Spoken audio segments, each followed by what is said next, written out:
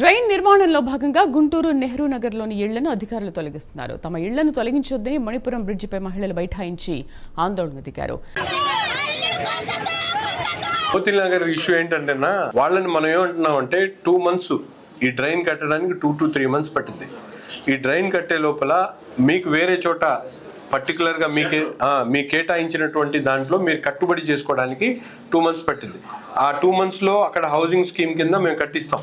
అప్పుడు దాకా మీరు చౌడవరంలో ఉన్నటువంటి ఖాళీ ఉన్నటువంటి మన ఫ్లాట్స్లో ఉండండి. ఆ 2 months వరకు మీకు ఎక్కడ రెంట్ ఉండదు, మీరు ఉండడానికి అక్కడ ఇబ్బంది లేకుండా చేస్తామని చెప్పి వాళ్ళందరికీ కూడా రిక్వెస్ట్ చేయడం జరిగింది. కొంతమంది అదే విధానంతో ముందుకెళ్ళారు, కొంతమంది కావాలని చెప్పి కొన్ని పార్టీలు రెచ్చగొడుతున్నాయి. అంతేగాని దాదాపు 60 నుంచి 70% మంది ఆల్మోస్ట్ షిఫ్టెడ్. ఆ 20-25 మంది అనవసరమైనటువంటి రాద్ధాంతం చేస్తున్నారు. అటువంటి వాళ్ళకు కూడా నేను చెప్పేది ఏంటంటే, మీకు ఎటువంటి ఇబ్బంది ఉన్నా కూడా శాసనసభ్యుడిగా నేను బాధ్యత తీసుకొని వాళ్ళకు ఉండడానికి ఇబ్బంది ఉంటే అటువంటి సదుపాయం కలిగించడం కానీ, తినడానికి ఇబ్బంది ఉంటే అటువంటి సదుపాయం కానీ, అక్కడ నుంచి మూవ్మెంట్ ఇవ్వడానికి ట్రాన్స్పోర్ట్ ఫెసిలిటీ కావాలంటే ట్రాన్స్పోర్ట్ కానీ, ఇవన్నీ మా వైపు నుంచి మేము సహకరించడానికి సిద్ధంగా ఉన్నాం.